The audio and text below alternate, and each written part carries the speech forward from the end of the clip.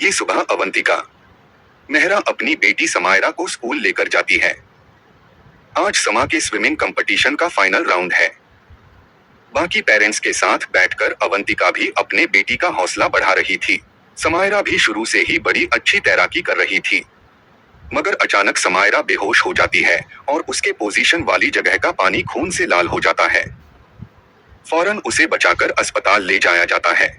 इसी वक्त अर्जुन का पति शहर का मशहूर डिफेंस लॉयर अर्जुन मेहरा नए वकीलों को मोटिवेशनल स्पीच दे रहा था। उसके असिस्टेंट के पास बार बार अवंतिका के फोन आते हैं और स्पीच खत्म कर जैसे ही अर्जुन फोन उठाता है और माजरा समझता है, वह तुरंत अस्पताल की तरफ भागता है। अस्पताल पहुंचकर देखा तब तक समा को होश आ चुका था और वह बड़ी चटपट बातें भी कर रही थी। अर्जुन और अवंतिका जब डॉक्टर गालवानकार से मिलते हैं तो डॉक्टर फिलहाल कुछ खास नहीं कहते। वह बस समायरा के कुछ टेस्ट कराने को कहते हैं और फिर एक अजीब सवाल पूछ बैठते हैं। क्या यह दोनों समायरा के बायोलॉजिकल माँ बाप हैं? यानी क्या यह समायरा के असली माँ बाप हैं? डॉक्टर का यह सवाल सुनकर दोनों थोड़ा चौंक जाते हैं। खासकर अवंतिका कुछ ज्यादा ही असहज हो जाती है। वह जानना चाहते हैं कि आखिर डॉक्टर ऐसा सवाल क्यों पूछ रहे हैं। डॉक्टर गालवानकार कहते हैं, इलाज के लिए यह जानना जरूरी है और वह दोनों को अपने ब्लड सैंपल देकर जाने को कहते हैं ताकि समायरा के डीएनए से मिलान करके देखा जा सके। समायरा अब कुछ ठीक थी तो रिलीज लेकर वह घर लौट रहे थे। तभी अर्जुन का पीए गोखले उसे फोन करके बताता है कि उनकी लॉ फर्म के बॉस अमृतपाल अर्जुन से अर्जेंट बात करना चाहते हैं, मगर अर्जुन अभी फैमिली को टाइम देगा यह कहकर फोन काट देता है। घर लौटने के बाद उन्हें न्यूज में शौर्यमान का मामला पता चलता है। इसी वक्त अर्जुन अमृतपाल से फोन पर बात करके जानता है कि अगले दिन सुबह 11 बजे वह हर्षवर्धन गौर से मिलने जाएंगे। उनकी लॉ फर्म कई सालों से गौर फैमिली का लीगल सेक्टर संभाल रही है। तो अगले दिन अर्जुन भी बाकियों के साथ हर्षवर्धन गौर के घर जाता है। हर्षवर्धन चाहता था कि केस अर्जुन लड़े क्योंकि एक तो उसने आज तक कोई केस हारा नहीं और दूसरा अगर अर्जुन यह केस ना ले तो ट्रायल शुरू होने से पहले ही शौर्यमान गुनहगार साबित हो जाएगा। यानी सब यही सोचेंगे कि जब अर्जुन ने केस नहीं लिया तो जरूर शौर्यमान सचमुच मुजरिम होगा। हर्षवर्धन जब शौर्यमान को मिलवाने के लिए बुलवाता है तो थोड़ी देर बाद वह हाजिर होता है। इतना बड़ा कांड होने के बाद भी उसके अंदर जरा सी भी पछतावे की झलक नहीं थी। इसलिए अर्जुन साफ कह देता है कि वह यह केस नहीं लेगा। अर्जुन उठकर जाने लगा।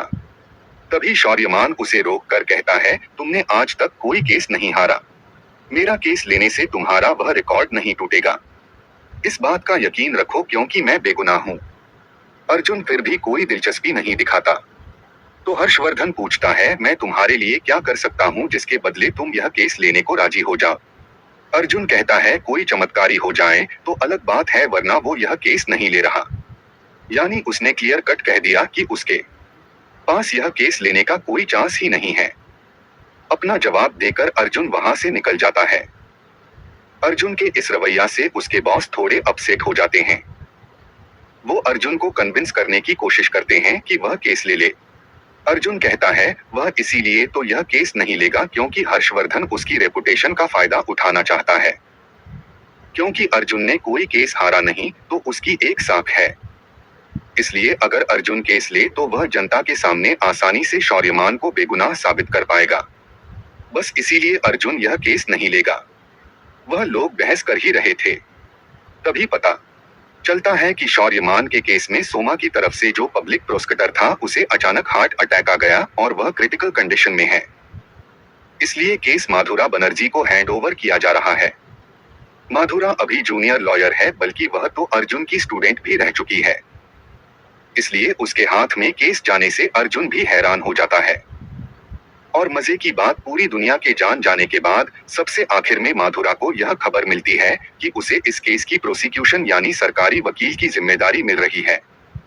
वैसे उसे पता चलेगा भी कैसे? वकालत तो उसका पार्ट टाइम काम है। असली काम तो घर है। घर का बाजार सौदा करके खाना वाना बनाकर सारे काम निपटाने के बाद ही वह कोर्ट जा पाती है। खैर, इधर अगले दिन अर्जुन और अवंतिका अस्पताल जाकर डॉक्टर गालवानकर से मिलने पहुंचते हैं। डॉक्टर बिना कोई लाग लपेट के बता देते हैं, समायरा को एडवांस स्टेज का ल्यूकीमिया है यानी कैंसर। दोनों में से कोई भी इस बात को हजम नहीं कर पा रहा था। इतनी सी बच्ची को कैंसर वह भला कैसे माने? उनका गम ठंडा भी नहीं होता कि डॉक्टर बताते हैं समायरा का इलाज अभी से शुरू करना होगा और इलाज के लिए उसका स्टेम सेल ट्रांसप्लांट जरूरी है। मगर स्टेम सेल ट्रांसप्लांट के लिए मरीज की असली माँ बाप के डीएनए से परफेक्ट मैच होना चाहिए। डॉक्टर ने इन दोनों का ही डीएनए मैच करके देखा, मगर अफसोस इनका डीएनए परफेक्टली मैच नहीं कर रहा। दरअसल अवंतिका समा की असली माँ तो है, मगर अर्जुन उसका असली बाप नहीं। समायरा का बाप कोई और है। हालांकि यह बात अर्जुन खुद भी जानता था, मगर उससे भी ज्यादा खतरनाक बात यह है कि समायरा का बायोलॉजिकल बाप है शौर्यमान। अर्जुन के साथ अवंतिका की शादी से पहले शौर्यमान और अवंतिका का रिलेशन था। शौर्यमान अवंतिका को इस्तेमाल करके बाद में उसे छोड़ देता है। सब कुछ जानते बूझते हुए भी बाद में अर्जुन ने अवंतिका से शादी की। अब क्योंकि शौर्यमान समायरा का बाप है तो स्टेम सेल ट्रांसप्लांट के लिए शौर्यमान का बोन मैरो चाहिए। इसलिए अपनी दुश्मनी दिल में दबाकर अर्जुन शौर्यमान के पास जाकर यह बात बताता है। मगर अपनी बेटी का कैंसर यह शौर्यमान के लिए कोई खास अहमियत नहीं रखता, बल्कि अर्जुन ने सिर झुकाकर उसके पास वापस आना पड़ा। यही उसकी खुशी की वजह है। तो मौके का फायदा उठाकर शौर्यमान शर्त लगाता है, अगर अर्जुन उसकी तरफ से केस लड़े और उसे बेगुनाह साबित करे तभी वह समायरा के लिए बोन मैरो डोनेट करेगा, और कोई रास्ता ना होने पर अर्जुन शौर्यमान की शर्त पर राजी हो जाता है। इसके बाद शौर्यमान का ब्लड सैंपल कलेक्ट करके समा के डीएनए से मैच करके देखा जाता है।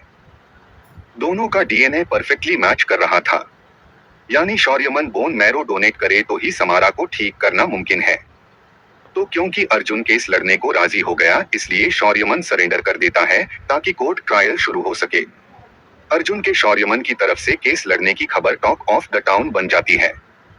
चारों तरफ चर्चा आलोचना से माहौल गमा जाता है। ऐसा केस अर्जुन को हाथ में लेते देख माधुरा भी हैरान रह जाती है, और वह थोड़ी टेंशन में भी पड़ जाती है क्योंकि उसे यह केस अपने आइडल और गुरु अर्जुन के खिलाफ लड़ना है। खैर कोर्ट ट्रायल से पहले माधुरा अपने काम वाम निपटाकर कोर्ट जाती है। हाथ में वक्त कम होने की वजह से वो असिस्टेंट से सोमा के केस की डिटेल्स चेक कर लेती है। सोमा इकोनॉमिक्स की ब्राइट स्टूडेंट थी, देखने में भी बेहद खूबसूरत। घटना वाले दिन यानी 30 अप्रैल की रात शौर्यमन रात 10 बजे से 11:45 तक एक क्लब में था। पुलिस ने वहां से 27,000 रुपए का बिल भी बरामद किया है। बारटेंडर की गवाही के मुताबिक उस दिन सोमा भी शौर्यमन के साथ ही थी और दोनों खूब एंजॉय भी कर रहे थे। रात 11:45 पर दोनों एक साथ बाहर निकलते हैं और इसके बाद ही जख्मी हालत में सोमा सड़क पर पाई जाती है। फिलहाल वो कोमा में है। माधुरा के साथ साथ अर्जुन भी अपने सेक्शन में केस की डिटेल्स खंगाल रहा था। अर्जुन के पास मौजूद जानकारी के मुताबिक उस दिन सोमा की 2 सहेलियां भी साथ गई थी। सोमा की सहेलियों ने उसे शौर्यमान के साथ अकेले क्यों भेजा?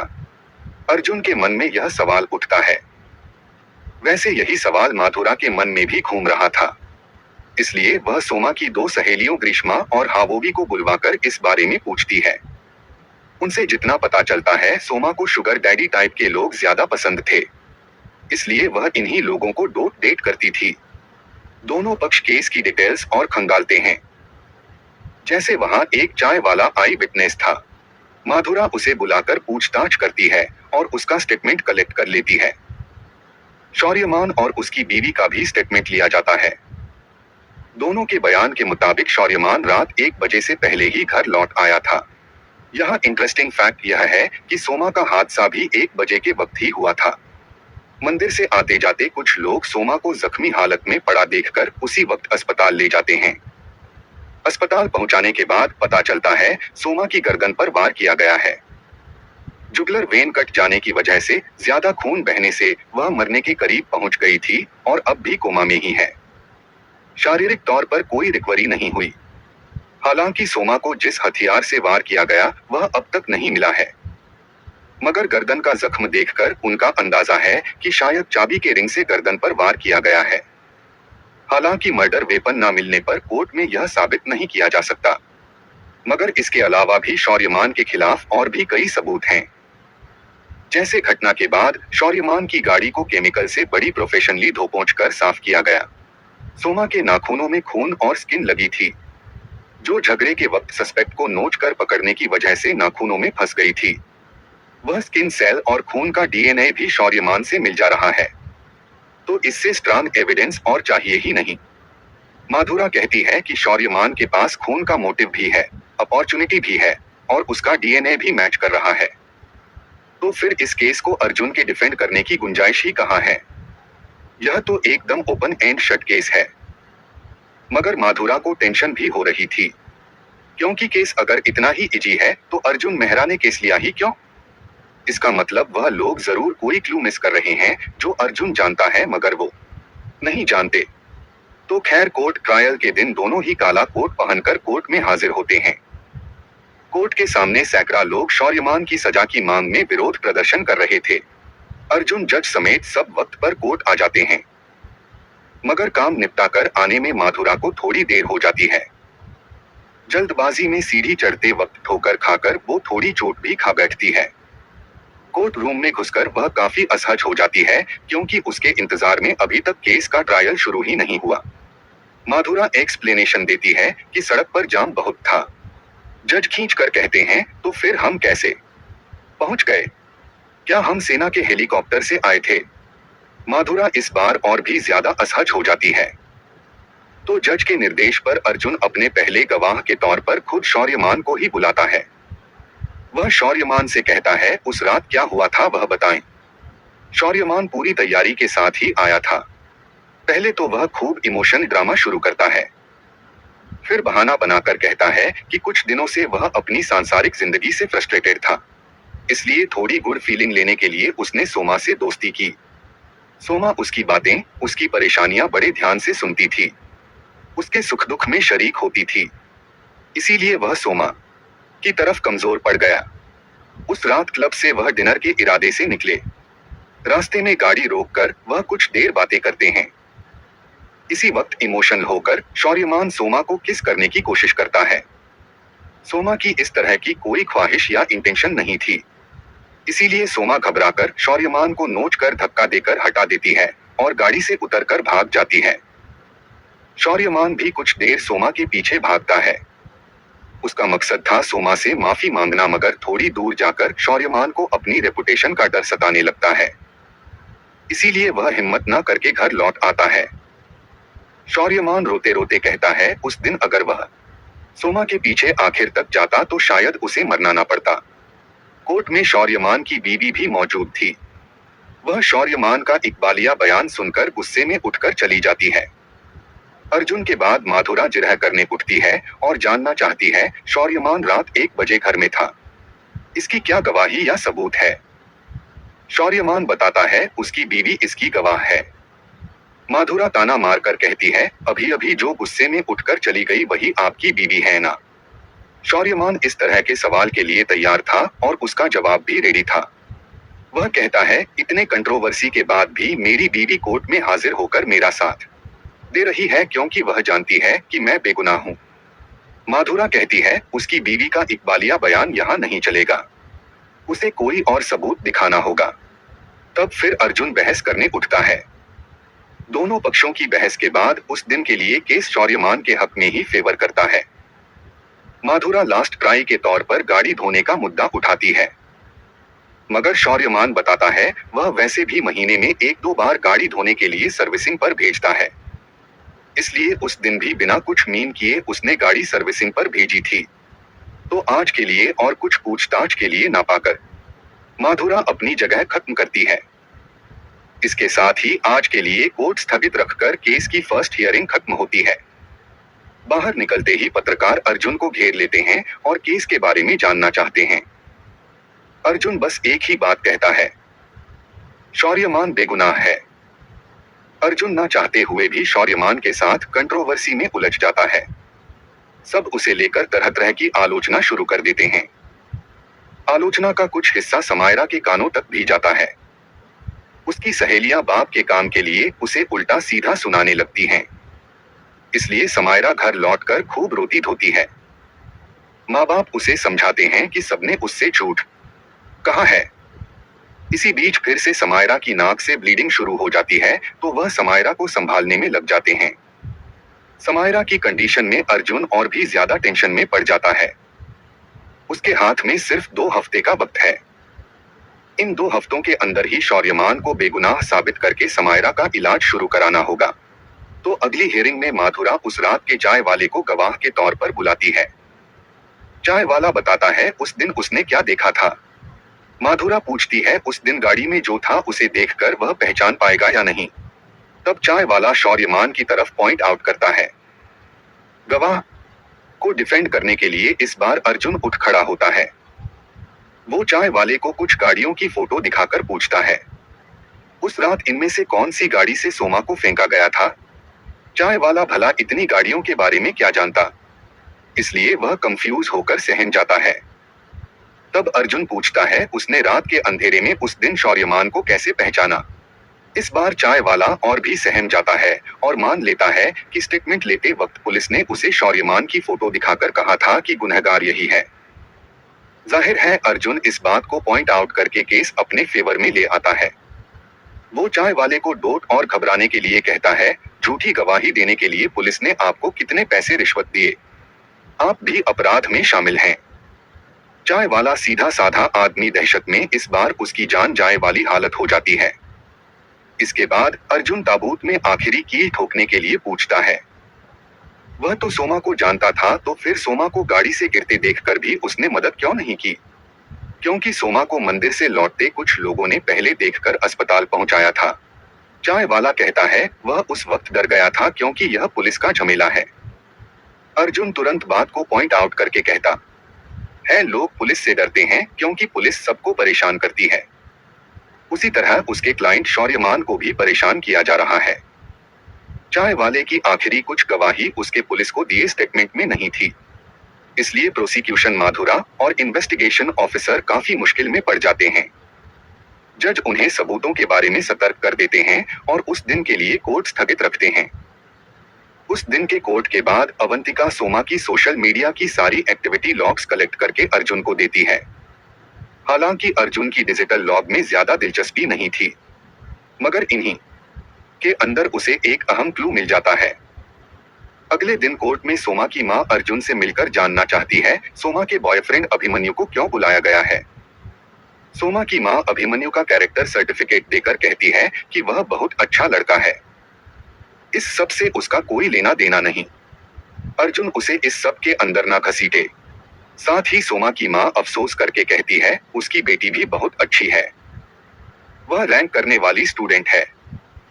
सोमा का बहुत अच्छा फ्यूचर था, मगर शौर्यमान नाम के उस शैतान ने उसकी जिंदगी बर्बाद कर दी। फिर भी अर्जुन शौर्यमान का केस लड़ रहा है, इस पर भी वह अफसोस जताती है। अर्जुन बस इतना कहता है कि वह अपना काम कर रहा है। हालांकि उस औरत की बातों से उसे अपने आप ही खुद पर बहुत शर्म आ रही थी क्योंकि वह जानबूझकर एक क्रिमिनल का केस लड़ रहा है। खैर अगली हियरिंग में अभिमन्यु को गवाह के कटघरे में लाया जाता है। अर्जुन जब अभिमन्यु और सोमा के रिलेशन की बात पूछता है तो अभिमन्यु बताता है वह सोमा से बेहद प्यार करता था। तब अर्जुन जानना चाहता है इतना ही प्यार करता है तो अभिमन्यु एक बार भी सोमा को अस्पताल देखने क्यों नहीं आया। अर्जुन इस बार 30 अप्रैल की यानी घटना वाले दिन की अभिमन्यु और सोमा की चैटिंग का एक स्क्रीनशॉट दिखाता है। चैटिंग के मैसेज के मुताबिक उस दिन सोमा और अभिमन्यु के बीच जबरदस्त झगड़ा हुआ था। अभिमन्यु ने सोमा को कैरेक्टरलेस बेहया बहुत कुछ बोलकर गाली गलौज की थी, बल्कि दोनों का रिश्ता ब्रेकअप के मुकाम तक भी पहुंच गया था। यह मैसेज इशारा करते हैं कि अभिमन्यु के पास भी सोमा की हत्या का काफी मोटिव है। इस मोड़ पर अभिमन्यु भड़क जाता है और कहता है सोमा दुचरित्र लड़की थी, उसके जैसी लड़कियां फ्री ड्रिंक और डिनर के लिए सब कुछ कर सकती हैं। अभिमन्यु की बात सुनकर अर्जुन उसे डांटकर रोक देता है। एक तो अर्जुन को इस केस को लेकर अपराध बोध है, सोमा की मां की तरफ शर्म से वह देख तक नहीं पाता, और दूसरा वह खुद भी एक बेटी का बाप है। इसलिए कोर्ट में खड़े होकर किसी लड़की के बारे में बकवास बातें कहना वह मन से बर्दाश्त नहीं कर पाता। इसलिए वह अभिमन्यु को कड़े शब्दों में सतर्क कर देता है। उस दिन और कोई गवाह ना होने की वजह से कोर्ट स्थगित रखा जाता है। अर्जुन घर लौटकर बीवी के पास अपनी फ्रस्ट्रेशन उगलने लगता है। अर्जुन जानता है वो जो कर रहा है उसमें उसकी अपनी माँ भी अगर कोर्ट में मौजूद होती तो वह भी शर्म से सिर झुकाए बैठी रहती। अवंतिका अर्जुन को सीने से लगाकर शांत करती है और समझाती है वह जो कर रहा है बेटी को बचाने के लिए ही कर रहा है। अपनी सगी बेटी ना होने के बावजूद अपनी बेटी से ज्यादा प्यार, यही तो अर्जुन का अनोखा गुण है। खैर अगले ट्रायल में माधुरा नए एविडेंस के साथ हाजिर होती है। उसका एविडेंस है शौर्यमान की गाड़ी की चाबी। एविडेंस के बारे में तफसील से बताने के लिए माधुरा फॉरेंसिक डॉक्टर आशुतोष घोष को कटघरे में बुलाती है। डॉक्टर बताते हैं उन्होंने शौर्यमान की गाड़ी का फॉरेंसिक टेस्ट किया था। केमिकल से गाड़ी क्लीन करने के बाद भी गाड़ी में खून के ट्रेस मिले हैं। इसके अलावा गाड़ी की चाबी से वह खून का सैंपल कलेक्ट कर पाए हैं और उस खून का डीएनए एकदम सोमा से मिल गया है। यह सुनते ही अदालत का पूरा माहौल ही चेंज हो जाता है। इसके अलावा माधुरा एक पेट्रोल पंप की सीसीटीवी फुटेज दिखाकर उसके वक्त से मिलाकर साबित करने की कोशिश करती है कि सोमा पर अटैक के वक्त अभिमन्यु इस शहर में था ही नहीं। अर्जुन युक्ति तर्क पेश करने की कोशिश करता है मगर कोई खास फायदा नहीं होता। इसलिए आज का ट्रायल माधुरा के फेवर में रहते हुए कोर्ट स्थगित रखा जाता है। कोर्ट के बाद अर्जुन गुस्से में शौर्यमान के पास जाकर जानना चाहता है उसकी गाड़ी की चाबी में सोमा का खून कैसे आया। शौर्यमान इस बार मान लेता है सोमा ने पहले उस पर अटैक किया था, इसलिए सेल्फ डिफेंस करते हुए अचानक सोमा को चोट लग गई। वह इस तरह बातें कर रहा था जैसे उसकी कोई जिम्मेदारी ही नहीं। और फिर वह अवंतिका और समायरा को लेकर भी बकवास बातें करने लगता है। इसलिए अर्जुन गुस्से में उसे घूंसा मारकर गिरा देता है। तब शौर्यमान भी बैक फायर करके कहता है वह पूरी लीगल टीम बदल देगा। अर्जुन को अपने वकील से हटा देगा, बल्कि वह समायरा को बोन मैरो भी नहीं देगा। यह सब सुनकर अर्जुन कमजोर पड़ जाता है और रिक्वेस्ट करके भरोसा दिलाकर कहता है इतने सब के बाद भी वह शौर्यमान को इस केस से आजाद कराएगा। मगर यह केस और भी उलझ जाता है क्योंकि कोमा में पड़ी सोमा और सरवाइव ना कर पाने की वजह से मर जाती है। इससे अटेम्प्ट टू मर्डर का केस अब मर्डर केस में बदल जाता है। सोमा की मौत पर जनता और भी ज्यादा भड़क उठती है। जल्द से जल्द शौर्यमान की सजा पक्की करने के लिए प्रेशर आने लगता है। इतने सब के बीच भी अर्जुन दृढ़ता से कहता है वह यह केस जीतेगा ही, क्योंकि केस ना जीतने पर समायरा को भी नहीं बचाया जा सकता। खैर अगले ट्रायल में अर्जुन एक डॉक्टर साइंटिस्ट को हाजिर करता है। साइंटिस्ट साबित कर देता है कि डॉक्टर आशुतोष ने जिस मेथड से चाबी में लगे खून का टेस्ट किया वो त्रुटिपूर्ण है। उस तरह 100% एक्यूरेट रिजल्ट नहीं मिलता। इसके अलावा चाबी में खून का सैंपल इतना मामूली था कि उससे सही तरीके से टेस्ट करना भी मुश्किल है। इसलिए वह पीसीआर टेस्ट का सजेशन देता है। इससे और भी एक्यूरेट रिजल्ट मिलेगा। नया इशू सामने आने पर कोर्ट की हियरिंग एक बार फिर पीछे कर दी जाती है। मगर इस घटना के बाद माधुरा फिर से नए सिरे से एविडेंस कलेक्ट करना शुरू करती है। वह हर जगह खबर भिजवाती है कि 30 तारीख की रात किसी ने शौर्यमान को बाहर देखा है या नहीं। आखिरकार सुधाकर नाम का एक लड़का आकर बताता है कि उसने उस रात शौर्यमान को देखा था। अगले ट्रायल में माधुरा सुधाकर को अदालत में हाजिर करती है और इकबालिया बयान देने को कहती है। सुधाकर बताता है उस रात वह जागा हुआ ही था क्योंकि सुबह उसकी ट्रेन थी। वह बैग पैक करने के बीच बालकनी में आकर सिगरेट पी रहा था। तभी घर के नीचे एक गाड़ी आकर रुकते देखता है। गाड़ी से थोड़ी देर बाद वह शौर्यमान को बेचैन होकर उतरते देखता है। इसके बाद सुधाकर कमरे के अंदर जाकर बाप को ट्रेन का टाइम मैसेज कर देता है। फिर मिनट 5 के बाद वह दोबारा बालकनी में आता है क्योंकि उसने उबर हायर की है। उबर आने के लिए वह इंतजार कर रहा था। तब भी वह शौर्यमान को वहीं देखता है। शौर्यमान फोन पर बेचैन होकर किसी से बात कर रहा था। सुधाकर टेस्टिमनी देता है। उस वक्त रात 1:10 हो रहे थे, जबकि शौर्यमान ने अपने इकबालिया बयान में कहा था कि वह रात 1 बजे घर लौट गया था। अगर वह 1 बजे घर लौट ही गया था तो 1:10 पर वह बाहर क्या कर रहा था? यही मूल सवाल बनकर खड़ा हो जाता है। अर्जुन सुधाकर से पूछता है जब उसने शौर्यमान को देखा तब उसकी घड़ी में सही वक्त दिख रहा था या नहीं, या उसने जो शौर्यमान को देखा इस बारे में और कोई सबूत है या नहीं। सुधाकर कॉन्फिडेंस के साथ कहता है उसने शौर्यमान को ही देखा था। शौर्यमान चलते चलते फोन पर बात कर रहा था। तब अर्जुन शौर्यमान के फोन लोकेशन की डिटेल्स निकालकर बताता है। उस रात शौर्यमान अपना मोबाइल भूलकर क्लब में ही छोड़ आया था। इसलिए सुधाकर ने फोन पर जिसे बात करते देखा वो शायद कोई और है। मगर माधुरा तर्क देती है, हो सकता है शौर्यमान उस वक्त किसी और फोन से बात कर रहा हो या किसी और का फोन उधार लेकर बात कर रहा हो। जहां खुद आई विटनेस मौजूद है, वहां फोन लोकेशन की डिटेल्स डिफेंडिंग एविडेंस के तौर पर काम नहीं करेगी। इसलिए अर्जुन तैयारी के लिए जज से वक्त मांगता है, तो जज एक दिन के लिए कोर्ट स्थगित रखते हैं। शौर्यमान को बेगुनाह साबित करने के लिए अर्जुन के हाथ में और कोई एविडेंस नहीं था। इसलिए वो इस बार शौर्यमान की बीवी गौरी के पास जाता है। वो गौरी से पूछता है शौर्यमान रात 1 बजे घर में था, इस बारे में और कोई एविडेंस है या नहीं, यानी उस वक्त उन्होंने कोई खाना वाना ऑर्डर किया था या नहीं। इससे शौर्यमान के घर में होने की बात प्रूव हो जाएगी। मगर गौरी बताती है ऐसा कोई सबूत नहीं है, बल्कि उस दिन रात शौर्यमान घर लौटकर गौरी को मारपीट कर बैठा था। वो अक्सर ही इस तरह टॉर्चर करता है। गौरी उस दिन मजबूर होकर पुलिस को भी फोन कर बैठी थी, मगर बाद में पुलिस की आने की जरूरत नहीं पड़ी। इधर माधुरा का पति उसे लेकर एक रेस्टोरेंट में खाने जाता है। वहां जाकर उसका पति सरप्राइज देकर बताता है कि उसे नौकरी मिल गई है। मगर माधुरा खुश नहीं हो पाती क्योंकि उसे नौकरी दी गई है गौर कंपनी की तरफ से। यानी शौर्यमान के बाप हर्षवर्धन ने रिश्वत के तौर पर उसे नौकरी दी है ताकि वह माधुरा को समझाकर इस केस से हटा दे। मगर माधुरा बताती है वह केस से नहीं हटेगी। इस पर उसका पति नाराज होकर उठकर चला जाता है। माधुरा भी जा ही रही थी, मगर इत्तेफाक से रेस्टोरेंट में अर्जुन आ जाने पर उससे मुलाकात हो जाती है। अर्जुन कॉफी को ऑफर करता है तो माधुरा राजी हो जाती है। कॉफी पीते वक्त माधुरा अर्जुन को भी बताती है कि हर्षवर्धन गौर उसके हस्बैंड को नौकरी का लालच देकर उसे केस से हटाना चाहता है। जब आसामी पक्ष रिश्वत देकर हाथ करने की कोशिश करता है तो इसका एक ही मतलब होता है, डिफेंस के हाथ में और कोई एविडेंस नहीं है। दोनों बातें कर ही रहे थे, तभी किसी ने अर्जुन को आवाज दी तो वह बात करने के लिए साइड चला जाता है। मगर अर्जुन भूलकर मोबाइल टेबल पर ही छोड़ जाता है।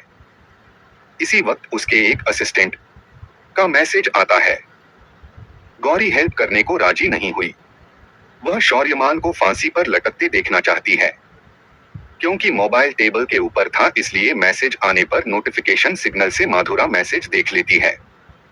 क्योंकि गौरी शौर्यमान को फांसी पर लटकते देखना चाहती है, इसलिए माधुरा इस बार गौरी को हाथ करती है और कोर्ट में प्राइम विटनेस के तौर पर ले आती है।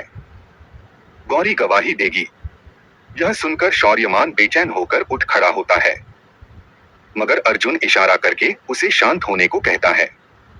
माधुरा जब गौरी से पूछताछ करती है तो गौरी बताती है उस रात शौर्यमान 1 बजे घर नहीं आया था, बल्कि वह सुबह 4 बजे घर आया था। गौरी उस वक्त घबराई हुई थी, इसलिए पति को बचाने और शौर्यमान के प्रेशर में पुलिस को झूठा स्टेटमेंट दिया था। सोमा की मौत के बाद वह बहुत अपसेट हुई है, इसलिए एक लड़की होकर दूसरी लड़की को इंसाफ दिलाने के लिए वह अब सच स्वीकार कर रही है। तो माधुरा की पूछताछ खत्म होने पर इस बार अर्जुन पूछताछ करने उठता है, मगर वह गौरी से पूछताछ ना करके मुंबई पुलिस के कंट्रोल रूम के इंस्पेक्टर मनीष शर्मा को गवाही देने बुलाता है। पुलिस की इमरजेंसी हॉटलाइन पर जितने फोन आते हैं वह मनीष ही रिसीव करता है। उस रात गौरी ने पुलिस की हॉटलाइन पर जो फोन किया था वह भी मनीष ने ही रिसीव किया था और उसके पास उसकी रिकॉर्डिंग भी है। रिकॉर्डिंग के मुताबिक उस दिन शौर्यमान गौरी को टॉर्चर कर रहा था, इसलिए वह मजबूर होकर पुलिस की हॉटलाइन पर फोन करती है। बैकग्राउंड से शौर्यमान के चिल्लाने की आवाज भी सुनाई दे रही थी। यह फोन रिकॉर्डिंग ही साबित कर देती है कि शौर्यमान उस दिन रात 1:10 पर घर में ही था। अर्जुन इस बार गौरी को कटघरे में बुलाता है और पूछता है उसने झूठ क्यों बोला। गौरी बताती है शौर्यमान की शराब पीने और बदतमीजी भरे बर्ताव की वजह से वह फ्रस्ट्रेटेड हो गई थी, मगर वह लोग बहुत पावरफुल फैमिली होने की वजह से गौरी कोई स्टेप भी नहीं ले पा रही थी, इसलिए इस मौके का फायदा उठाकर वो शौर्यमान से बदला लेना चाहती थी। गौरी की ऐसी स्वीकारोक्ति और पुलिस की फोन रिकॉर्डिंग के बाद इस केस की कोई वैल्यू ही नहीं रह जाती, इसलिए जज शौर्यमान को इस केस से आजाद कर देते हैं। फैसले के बाद शौर्यमान अपनी बीवी को लेकर एक ही गाड़ी में घर चला जाता है। कोर्ट से बाहर निकलते वक्त माधुरा अर्जुन से कहती है, सर आपसे मैंने यह उम्मीद नहीं की थी। दरअसल उस दिन रेस्टोरेंट में अर्जुन का माधुरा से मिलना कोई इत्तेफाक नहीं था। यह सब अर्जुन का प्री प्लान था। वो माधुरा को फॉलो करते हुए रेस्टोरेंट आया था। फिर उसने इंटेंशनली उसे कॉफी का ऑफर दिया। इसी वक्त अर्जुन को किसी ने बुलाकर साइड में ले जाना यह भी प्लान का ही हिस्सा था। दरअसल अर्जुन चाहता था कि माधुरा मैसेज देख ले और गौरी को हाथ करके कोर्ट में ले आए। गौरी कोर्ट में आई थी प्रोसिक्यूशन की गवाह के तौर पर, मगर उसने गवाही दी डिफेंस के लिए। मधुरा जानना चाहती है, अर्जुन के पास तो फोन कॉल की रिकॉर्डिंग थी ही, तो उसने इतना ड्रामा क्यों किया। अर्जुन बताता है, एविडेंस को और मजबूत बनाने के लिए ही उसने यह किया, ताकि और कोई फाक फफोकर ना रहे। मधुरा पूछती है, इतने सब के बाद भी अर्जुन रात को चैन से सो पाएगा या नहीं। अर्जुन कहता है, बहुत बार ना चाहते हुए भी बहुत कुछ मजबूर होकर करना पड़ता है। मधुरा कहती है, आप यह केस जीत गए मगर मेरी नजर में आप हार गए। यह कहकर मधुरा मुंह फेर कर चली जाती है। तो खैर रिहाई मिलने पर शर्त के मुताबिक शौर्यमान समायरा के लिए बोन मैरो डोनेट करता है। इसके बाद समा की सर्जरी भी सक्सेसफुल होती है और वह ठीक हो जाती है। फिर एक दिन अर्जुन शौर्यमान से क्लब में मिलने जाता है। शौर्यमान को साइड में ले जाकर अर्जुन कहता है, वह जानता है शौर्यमान ने सोमा को डोट कैसे कत्ल किया। उस दिन क्लब से निकलकर गाड़ी के अंदर शौर्यमान जब सोमा से इंटीमेट होने की कोशिश करता है तो सोमा रोकती है। तब झगड़ा करते करते शौर्यमान जिद में सोमा की गर्दन में गाड़ी की चाबी घुसा देता है। चाबी की वजह से गर्दन की जुगलर वेन कट जाती है। इससे बहुत खून बहने लगता है। तो शौर्यमान समझ ही नहीं पाता कि क्या करें, इसलिए वह सोमा को गाड़ी से फेंक देता है। वह जानता था इस केस में वही फंसेगा, इसलिए वह घर में है। ऐसा नाटक रचने के लिए बीवी को फोन करने जाता है तो देखता है कि वह भूलकर क्लब में मोबाइल छोड़ आया है, इसलिए वह गाड़ी रोक देता है। गाड़ी उसने सुधाकर के घर के सामने रोकी थी। तब सुधाकर बालकनी से उसे देख लेता है। पास ही एक बस्ती है। शौर्यमान एक आदमी को बहुत सारे पैसे थमाकर उसका मोबाइल ले लेता है। इसके बाद बीवी को फोन करके हेल्प मांगता है। वह गौरी को समझा देता है कि कैसे ड्रामा करना है। गौरी उसी के मुताबिक पुलिस की हॉटलाइन पर फोन करके शौर्यमान के खिलाफ मारपीट की शिकायत करती है। इसी वक्त शौर्यमान का काम करने वाला आदमी भी उनकी हेल्प करता है। उसकी आवाज ऑलमोस्ट शौर्यमान जैसी ही है, इसलिए वही पीछे से शौर्यमान की आवाज में चिल्ला पुकार करता है और गौरी को थ्रेट देता है। इससे पुलिस के पास मौजूद कॉल रिकॉर्ड में लगता है कि उस दिन शौर्यमान ही चिल्ला पुकार कर रहा था। नतीजतन यह भी साबित हो जाता है कि वह उस वक्त घर में था। मगर केस के ट्रायल के दौरान सुधाकर के उसके खिलाफ गवाही देने पर वह थोड़ा मुश्किल में पड़ जाता है, क्योंकि उसके खिलाफ एक और आई विटनेस है जिससे उसने उस दिन मोबाइल लिया था। इसलिए सबूत मिटाने के लिए शौर्यमान उसे भी कत्ल करवा देता है। इस तरह शौर्यमान केस को अपने फेवर में ले आता है और बाकी काम तो अर्जुन ही कर देता है। तो अर्जुन का डिटेक्शन देखकर शौर्यमान उसकी वाहवाही करता है। साथ ही उसे इस केस को लेकर और सिर न खपाकर घर जाकर आराम से सोने को कहता है। मगर अर्जुन तो हिसाब चुकाए बिना आराम से सो ही नहीं पाएगा। अर्जुन इस बार अपना आखिरी ट्विस्ट सामने लाता है। सुधाकर की गवाही के बाद अर्जुन खुद जगह देखने गया था। वहां उसे कई सारे होमलेस लोग दिखते हैं जो झुग्गी की तरह बनाकर सड़क के किनारे रहते हैं। अर्जुन असिस्टेंट से उनका पता लगवाता है और जानता है कि वहां कुल 23 लोग रहते हैं। इनमें से 22 लोगों से मुलाकात होने पर भी चातुर नाम का एक शख्स नहीं मिलता। इससे वह समझ जाते हैं कि इसी से शौर्यमान ने उस दिन मोबाइल लिया था। वह चातुर के मोबाइल की लोकेशन ट्रैक करके उसे डिटेक्ट करते हैं। उसी दिन फिर शौर्यमान का आदमी चातुर को कत्ल करने की कोशिश करता है, मगर पहले से ही अर्जुन का असिस्टेंट रेडी होने की वजह से वो शौर्यमान के भाड़े के कातिल को पकड़ लेता है। वो चातुर को छुरी मारता है, मगर सही वक्त पर अस्पताल ले जाने की वजह से चातुर बच जाता है। चातुर पहले ही पुलिस को अपना स्टेटमेंट दे भी चुका है। इसलिए अर्जुन कहता है शौर्यमान के खिलाफ पहले से ही सोमा के मर्डर का चार्ज है। अब फिर चातुर के अटेम्प्ट टू मर्डर के केस में भी शौर्यमान फंस जाएगा। अर्जुन पहले ही माधुरा और पुलिस को खबर देकर रख चुका है। माधुरा पुलिस लेकर आकर शौर्यमान को क्लब से गिरफ्तार करके ले जाती है और इस तरह अर्जुन अपने पिछली बार के काम का प्रायश्चित करता है। उस बार बेबस होकर उसने अपराधी का साथ दिया था, मगर इस बार मौका देखकर वह अपराधी को और भी बुरी तरह फंसा देता है ताकि वह और किसी फाक फोकर से बाहर ना निकल पाए। और इसी के साथ कहानी यहीं खत्म हो जाती है। तो दोस्तों, आपको यह कहानी कैसी लगी? अच्छी लगी हो तो अपनी राय जरूर बताइए। हमेशा कानून का पालन कीजिए, अपनी नैतिकता बनाए रखिए। आज के लिए बस इतना ही। फिर मिलेंगे एक नए किस्से के साथ।